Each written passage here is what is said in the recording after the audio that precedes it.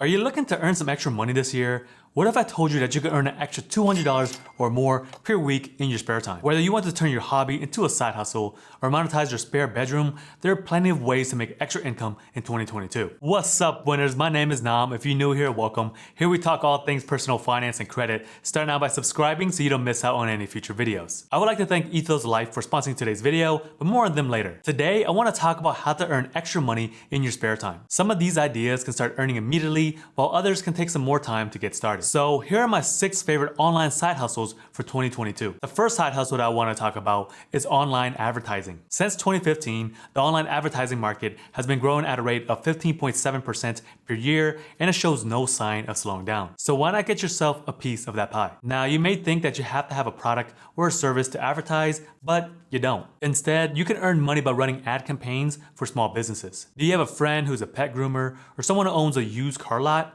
Start asking about them about advertising plans and to see if they're interested in running online ads. Once you run a successful campaign or two, you can start growing your business through referrals. Some people end up quitting their day jobs and working this full-time as an advertising freelancer. That said, you can get started with just a few hours of work per week. So for that effort, you can earn $1,000 or more from each client. Of course, digital advertising requires some skills. First off, you're gonna need to be able to create effective ads.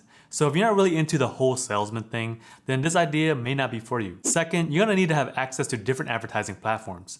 Different platforms have their own strengths and weaknesses. For example, Google is a fantastic platform if you wanna advertise on the wider web.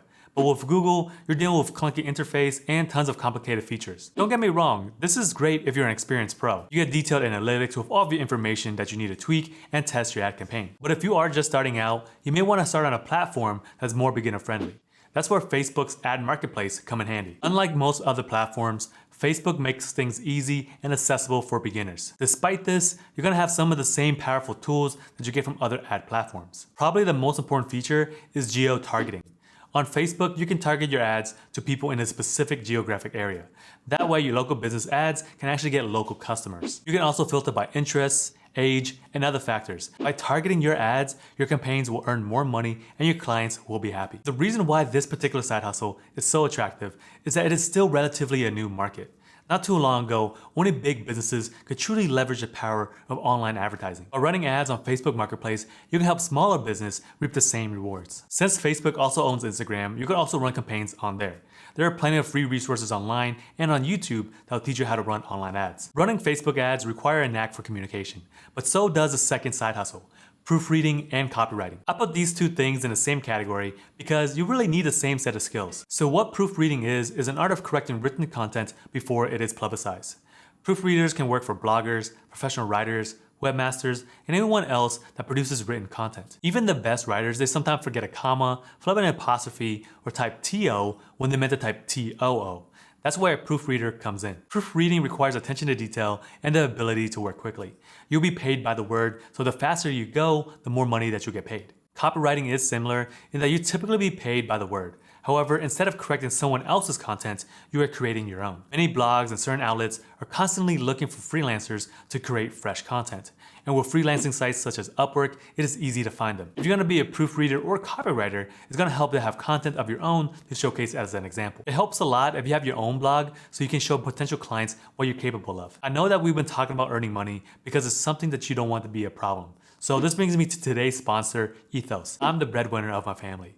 There are people who depend on me, so I would never want to leave them in a financial burden if anything ever does happen to me. You might be wondering, but Nam, you're young and active, the likelihood of something happening is low. While this is true, I used to work in an intensive care unit in a hospital, and you can't imagine all the stuff that I saw and the toll that it has on their loved ones. According to Investopedia, each year that you wait, life insurance rates increase by 8 to 10% each year. And according to LIMRA, Life Insurance Marketing and Research Association, 40% of insured wish they purchased their life insurance policies at a younger age. Traditionally, life insurance has been confusing, expensive, and time-consuming. Ethos, on the other hand, they focus on creating a seamless customer experience with an online application process. They also eliminate medical exams and blood tests, so all you gotta do is just answer a few health questions. You're able to get set up with life insurance in a couple of minutes instead of weeks. They also partner with the top rated carriers so you can rest assured that your loved ones will be better protected. Get your own personalized free quote today by clicking my link down below. Moving on to our third side hustle, which is blogging. Having a blog can be fun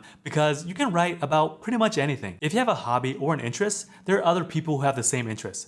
So if you produce quality content, some of those people will read it. Prolific writers can put out 1 or more posts per day, but if you're blogging in your spare time, 1 or 2 posts per week is probably a more realistic goal. From a financial perspective, blogging has some major benefits and major drawbacks. On the upside, you have the highest income potential of any of today's 6 options due to its scalability. On the downside, you can also run a blog for years and end up earning nothing in return. This depends not on how many views that you get, but also how you monetize your blog. So what are some ways that you can monetize your blog? The most obvious way is to run ads. With services like Google, even small blogs can run third-party ads. The downside with this approach is that you won't earn that much at first. On a blog with less than 1,000 visitors per day, you're gonna be earning pennies for those ads. So while you can technically start running ads immediately, it will take some time for you to earn any real money. If you wanna start earning income from your blog right away, the better option is to join an affiliate program. Affiliate programs are offered by major retailers and even some small ones. Here's how it works. First, you join an affiliate program like sites like Amazon. And this site will give you a special affiliate code to add to your links. Next is to mention the product into one of your blog posts. This should be ideally relevant to the mention so it doesn't look like spam. You provide an affiliate link and some of your readers will click through. Whenever someone clicks on your link and makes a purchase, then you earn a percentage of the proceeds. Affiliate income can particularly be lucrative if you're linking to high-end products with a higher ticket price. Another useful blogging tactic is to reach out to other platforms and ask if they want to do an exchange for a guest post. This means that you're writing a post for their blog and they're writing a post for yours. This doesn't help you earn money directly, but it is a great way to gain new readers and grow your audience. If there is enough interest in your chosen topic, you can even grow a blog into an online course. An online course is an in-depth class which can be about any topic. The key is to find something that resonates with your blog readers. It helps to think that your blog is a free version of your product, and the classes are the paid version. Meanwhile, a blog is just text, but people expect more from an online course that they pay for. Consider incorporating pictures or videos into your course for a more robust user experience. Another important thing to remember is that you don't necessarily want your online course to be cheap. If it's cheap, people may think it's not worth their time. If you run a successful blog, this probably can be one of the most passive streams of income that anyone can get. Because once a post is done, as long as people read it and click on your affiliate links, then there's really nothing else to it. You may have to update the post every now and then update your information or numbers, but generally blogs can be very passive. Now this takes us on to our fourth side hustle, which is online tutoring. Tutoring is kind of like an online course in the sense that you need to be an expert at something. But instead of creating one class for many people, you're coaching someone one-on-one. In the past, most people did their tutoring in person, but during the pandemic, online tutoring started to become popular and it doesn't show any signs of declining. So ask yourself what you're good at. Are you a math whiz or an expert guitar player? Maybe you could help a student learn one of these skills. Tutoring isn't for everybody, but it has a couple important benefits. To begin with, you get to set your own schedule. Take 1 or 2 students a week or book every free minute that you have.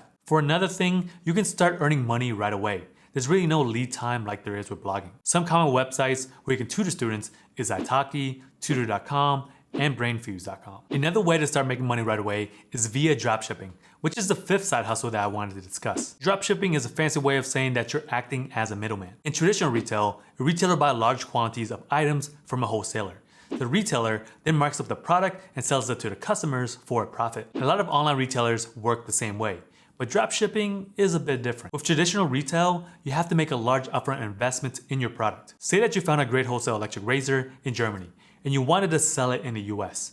You would have to buy hundreds, even thousands of razors upfront. Not only that, but you wouldn't be guaranteed any sales. If razors didn't turn out to be popular, you'd be sitting with a bunch of useless inventory. With dropshipping, you set up an online storefront without actually having any inventory. When your customer places orders, you place an order with your wholesaler on their behalf. Then you keep the rest of their payment as profit. This allows everyday people to set up an online store without having to invest a lot of money into merchandise. How much you make will depend on your sales volume as well as what you are selling. But after you finish your initial website setup, you can add more products over time.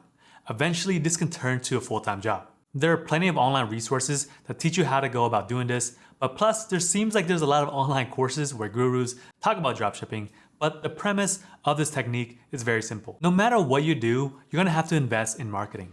Even though you're just a middleman trying to sell other companies' products, you're still gonna have to promote the product as it was yours. Where I see the direction of dropshipping, rather than selling on Facebook or Instagram, I feel like most of the eyeballs right now are on TikTok. If you're able to showcase a product and make an interesting video about it, I'm pretty sure you can have great success going this route. I have seen many creators make ads and sell products on TikTok that are targeted towards a younger generation and be quite successful. The sixth side hustle that I wanted to talk about is renting out things. I probably can make a whole video about the side hustle. There are plenty of websites nowadays where you can rent out items such as your clothes, camera equipment, cars, and pretty much anything that you can think of in exchange for money. For instance, you probably heard of services like Turo or Airbnb. For Turo, this is an online platform where it allows you to rent out your car. If you guys have been following the economy and the car shortage, rental car prices have greatly increased ever since. If you are working from home and really don't drive often, why not make extra money on Turo?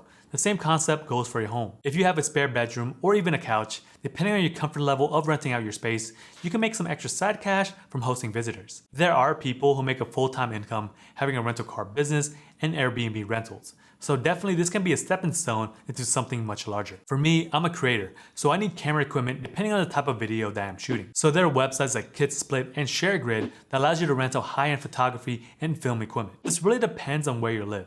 If you live in a metro area, you may get more success since there is a higher demand. If you live in a smaller town or a rural area in the US, you may not see any hits whatsoever. So if you're not a filmmaker or a photographer, you may be a parent.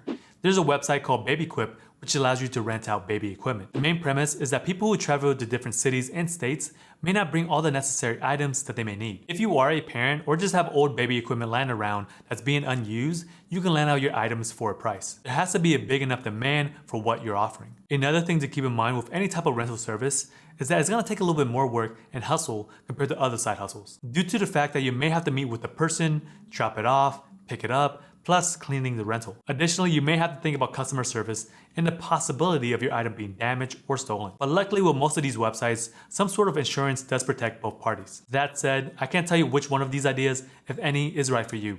That's a personal decision. It really comes down to how much time that you want to invest and how long you are willing to wait to start seeing any income. But if you are rather looking for a job than a side hustle, check out my videos over here where I go over the best online jobs that you can do right now.